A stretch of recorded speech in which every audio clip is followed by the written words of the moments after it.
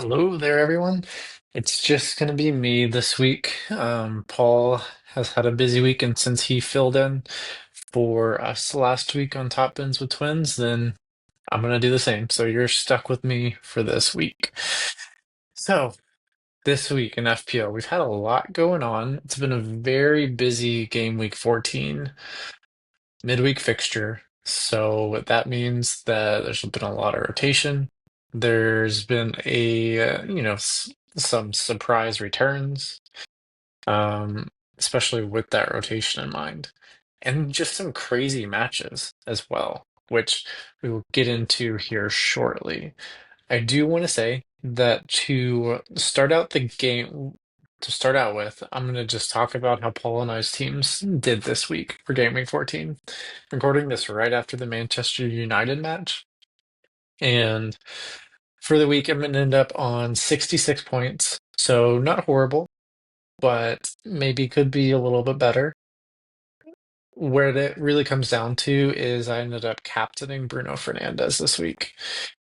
He ends up getting 4 points, so the captaincy ends on 8, but Holland with the 14 pointer, not having that captaincy really stings a little bit. So that's unfortunate, but we move on and learn from it. So that's kind of how I did for this week. There's things I want to do with my team going forward, but we'll talk about that in a later section. As far as Paul had one heck of a game week. He ended up on, I believe he'll end on 90 points, which is quite incredible. And he did that without captaining Holland. So that's pretty insane. He had Calafiori for his clean sheet and 1 bonus point, Munoz for his 14-point return, Richards for a 9-point return, and then Foden with Saka, who was his captain, so 12 points from there. And then Malin comes on, gets a tap in within 30 seconds of being subbed on. And that's when you know it's your week. Whenever you have a player who is benched and really just doesn't, you're not expecting anything whenever you hear they're benched. And then he subs on, taps the ball right in immediately. That's when you know it's your week. Then you have Bruno Fernandes for 4 points with Mateta blinking and then Holland on 14. So if Paul would have captained Holland this week, would have been in the 100-point club. And he is absolutely flying right now. So we'll have to keep an eye to see what he does with this team going into next week. I haven't talked to him about his team. I did, but I don't remember. I don't remember what he said. So going to game week 15, I think he's going to be making a transfer as we all should be.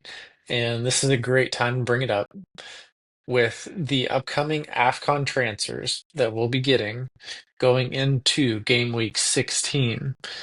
It does not do you any good to hold on to any free transfers going into game week 15, I should say. So going into this coming game week for game week 15, want to get rid of all those transfers. So if you're sitting on three free transfers, use those two, use those three, and get them out of your team.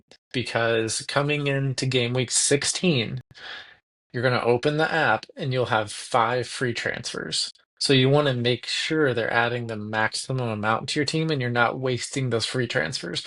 One of the worst things we could do in FPL is just letting ourselves burn through transfers without having to, right? It's like how when we had two free transfers used to be the cap in FPL. But now, since we don't need to do that, let's make sure we're being very wise about how we're managing our transfers. So, heads up there. So definitely keep that in mind as we're going forward. I do want to talk about some of the matches that happened in game week 14. Sorry, I keep getting tripped up on the fixtures and game weeks there. So for game week 14, we had Everton beating Bournemouth. Jack Grealish scores a goal. Little fortunate, gets a nice deflection, but really, I think for FPL, the main thing here that we're going to be talking about a lot is how Bournemouth have just been really poor lately. And Semenyo has been a very popular asset to have, and he just has not been returning at all. So let me pull up his stats real fast. Semenyo is currently on 80 total points, and he has not gotten an attacking return since game week 7, which is kind of mind blowing. There might be an assist mixed in here. Okay, yeah. So the last return he had was in game week 8 against Crystal Palace, which absolutely just blows your mind, right? He has gotten DEFCON a couple times in there, but we're not bringing him in for DEFCON. He's being brought in to score the goals and get assists, and that has not been happening. I have been fortunate because I didn't start the season out with Semenyo, and then seeing the returns he was getting, it just felt unsustainable to me. He was really overperforming his expected figures, and I made the decision to not go there. Now, unfortunately, the midfielders that I've had in my team have not returned to counterbalance that. So I did have an advantage there and an opportunity to start booking in points in a slot where Semenyo would have been occupied, where people were getting blanks week after week.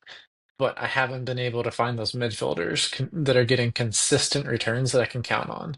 So that's a really big point of frustration for me lately. But that is kind of our takeaway from Bournemouth, I think, is that from Bournemouth and Everton, that there's just not a lot there in Bournemouth right now. So I think we'll see a lot of FPL managers divesting from Semenyo as we go forward. And if we look at game week transferred out, Semenyo is the most transferred out player right now. Around 278,000 transfers out at the moment. And I would expect by the deadline, that's going to be over 500,000. The popular transfer is going to be going to Phil Foden. For a lot of people who are trying to move on from Semenyo, the price points are kind of similar, so it makes a lot of sense to go right over from Semenyo.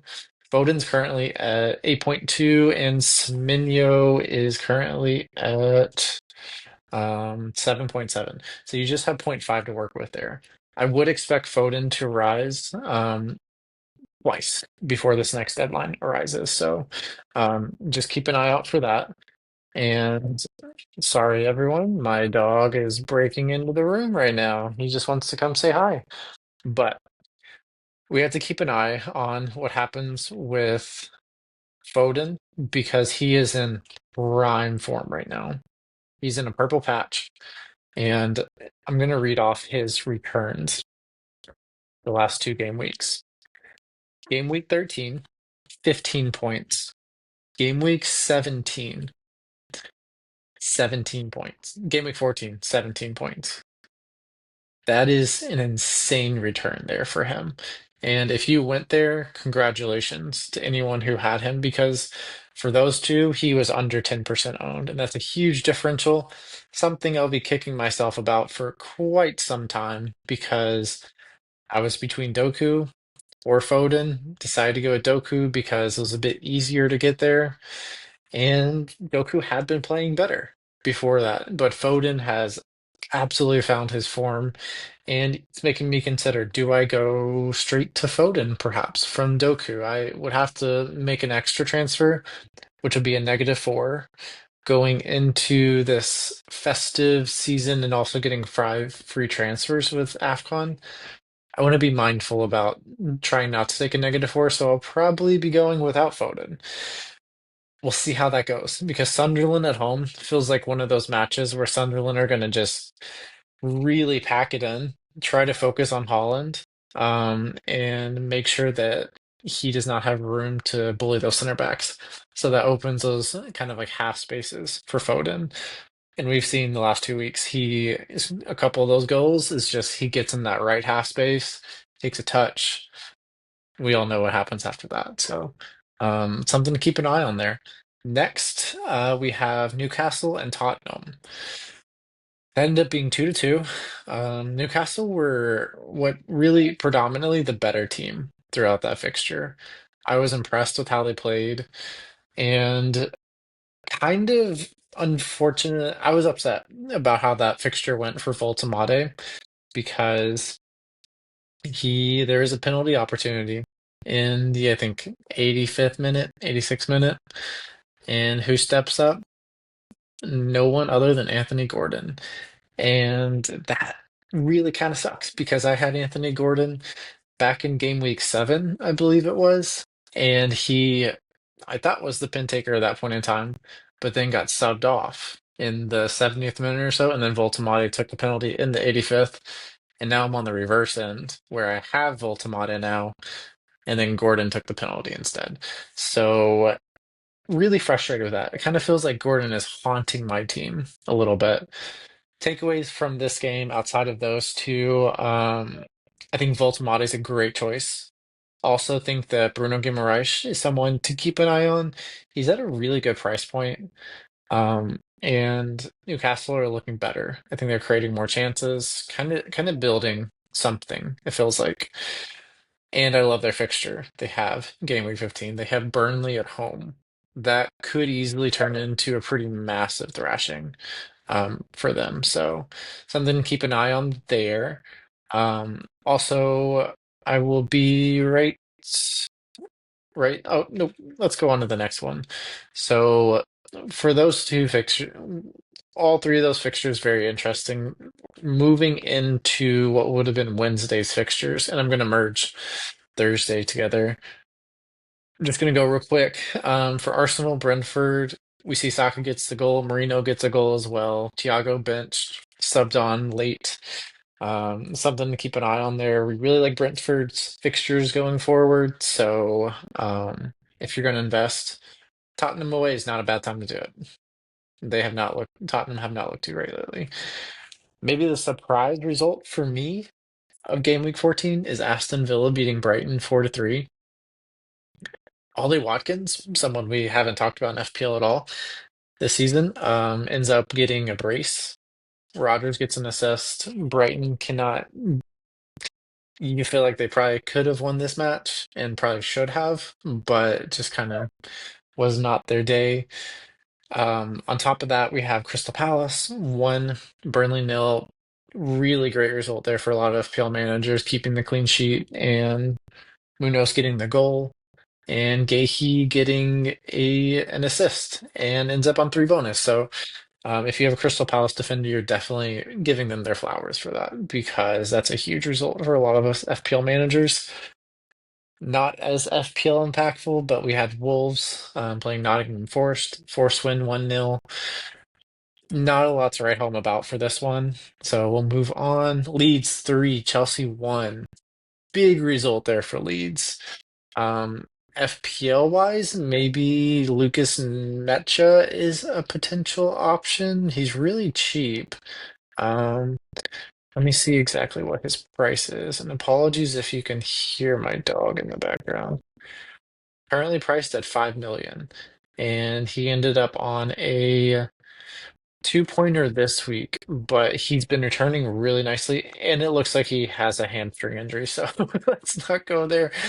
My bad, everyone. Didn't realize that. I think that kind of came out recently. So, um, kind of the takeaway from this is Chelsea's just, you don't know what to expect from them week after week. It's hard to predict which wingers are starting. Pedro Neto got benched this week. Reece James gets benched. He's a popular FPL pick at the moment. It just seems like Chelsea, until we can get a little more established and have a better idea of what the team's going to look like week after week, and maybe we just avoid them through the festive fixtures because there will continue to be rotation with them. So I'm not sure. Chelsea is an enigma, and I think it's just one that I don't feel comfortable with trying to figure out. So going into game week 13. I had Kukurea, I had James, and I had Enzo. I took all of them out, and I feel a lot better after having done that because I don't know what to expect with them. So, um, also have Liverpool 1, Sunderland 1. Um, really frustrating to have Liverpool lose the clean sheet, but that is what it is, unfortunately. Bert's almost getting his first goal of the season in the Premier League, but was unable to do that because of a deflection. He did look really good, and I think this is a result 1-1 for Liverpool and Sunderland that doesn't shock me. Sunderland have been really good, and Liverpool. not so much. Kind of an even matchup, weirdly. And you compare the spend across the clubs, and it really raises a lot of questions. It raises a lot of questions. To end the week, we had Manchester United hosting West Ham, ends up in a 1-1 draw. It just feels very Manchester United right now. This is a match that Manchester United didn't look that good in, but ahead of time, you would think they would win this match at home. It's just kind of one of those things where um, just really disappointed how they performed. And the noteworthy FPL assets in this match, Embuemo blinks, Bruno Fernandes blinks, but he gets DEF CON. So I guess that's not technically a blink anymore. Yeah, that's not a blink. But Bruno Fernandez hits DEF CON, but that's all he gets. He's a very popular captaincy pick this week, but as we well know, Holland was the best pick of this week, unless you had Foden and you captain Foden. And if you captain Foden, shout out to you because that's a bold pick, but it really paid off. So I think that's pretty incredible. Um, I just want to go through the upcoming fixtures for next week and talk about those really quickly. And that this is not a week away from today. This is 2 or 3 days away. So going into Saturday, December 6th, that's when game week 15 starts. So what that means is that once our teams lock and game week 15 is officially started, whenever you're looking in the app and you see game week 16, you're going to have those 5 free transfers we talked about. So be planning for that as you make your transfers this week. Maybe you want to use those 5 free transfers as a little miniature wild card, or you just want to keep them in the bank. Something you can keep in your back pocket for the weeks going forward, and it's something you don't have to worry about. So that would be really nice for all of us to have those, at least for a while. So, but the fixtures for this weekend. We have Aston Villa hosting Arsenal. It's an early matchup on Saturday. That is going to be a tricky one. The reason why I think that one's a little tricky is I think Arsenal's going to rotate pretty heavily. Villa, I don't know if they can rotate heavily. They just don't really have the squad depth this season to be able to do that. So we'll keep an eye out for that. Maybe Watkins continues his hot streak against Arsenal. It seems like he has a knack for that. He loves scoring goals against the Gunners, so I would not recommend transferring him in quite yet, though. It just feels a little premature, and Villa, I think, are flying a little close to the sun. I think they've played well, but maybe they're not heeding the warnings of getting too close to the sun. I don't know. Maybe I'm being a little harsh there, but it just feels like the performances haven't exactly lined up with the results that have followed. So I would expect kind of like Semenyo, a little reversion to the mean, where they maybe, kind of get closer to what we would expect from the performances they've been putting in. So, um, other noteworthy fixtures we have on this Saturday for Game Week 15, Man City against Sunderland. This is a tricky one because we would think Holland against a newly promoted team, automatic captaincy. No questions asked. Put it on him and don't worry about it. But I'm of a different mind myself. I have 3 City assets. So I feel like I have really high exposure to City. And I think this Sunderland fixture is going to be pretty tricky. I'm not overly confident that City keep a clean sheet, but I'm not also overly confident that Sunderland will be able to keep City from scoring. So I could see this one ending 2-2.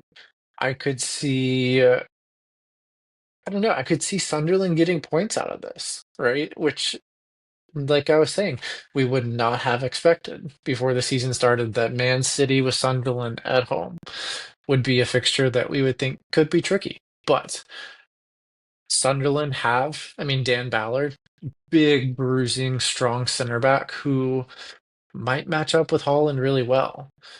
I mean, no one really matches up with Holland that well. He's that good, but maybe he makes it more difficult for him, and we see a Holland blink. I don't know. It'll be tough to predict. So captaincy something that I'm putting a lot of thought into before we go into game week 15. Speaking of captaincy, someone else that I'm slightly intrigued by for that is Nick Voltemade. He's looked really good for Newcastle over the past couple game weeks, kind of growing into his own form as of late. Um, and Burnley just have not been that good this season. They really, I don't want to like hold it against them or anything, but their form is not good. Um, and there's just been a lot of things that indicate that Newcastle are playing better. Burnley aren't playing that great. I could see Newcastle really dominating this fixture. So looking at potentially bringing in either Lewis Hall or maybe Livermonto as well.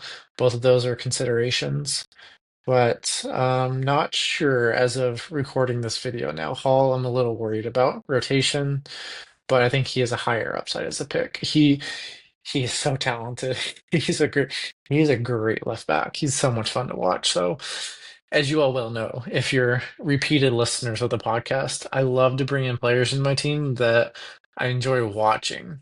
Um, because I don't know, there's just something about not only being able to watch your players, but to enjoy watching them. Like there's an extra layer to that I really enjoy. So outside of that, we also have Tottenham hosting Brentford, and then we have Leeds and Liverpool finishing off the Sunday fixtures.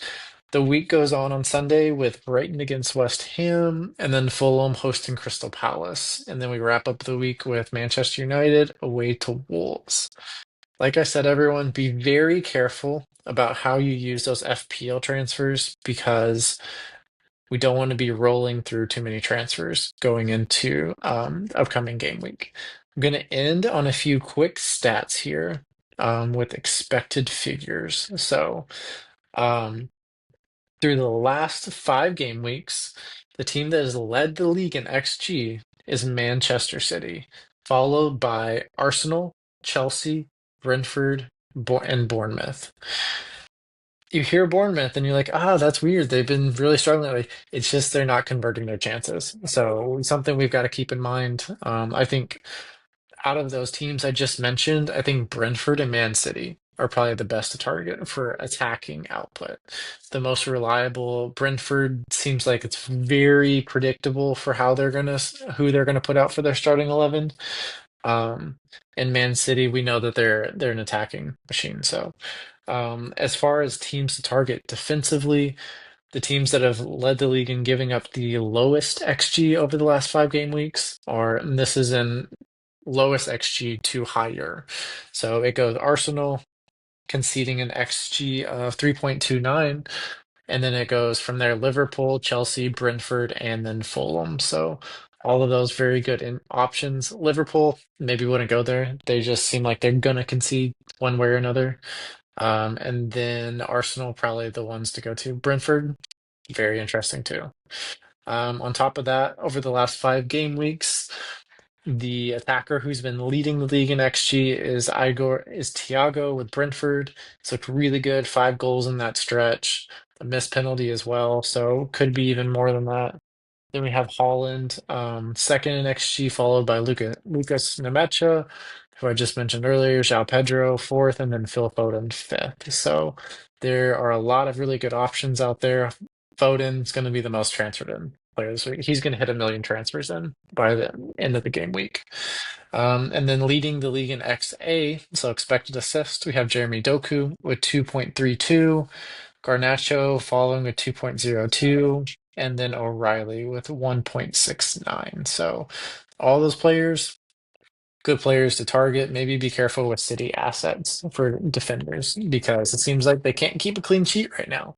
But I have a dog that wants to be taken out, so I'm gonna have to end this podcast a little early.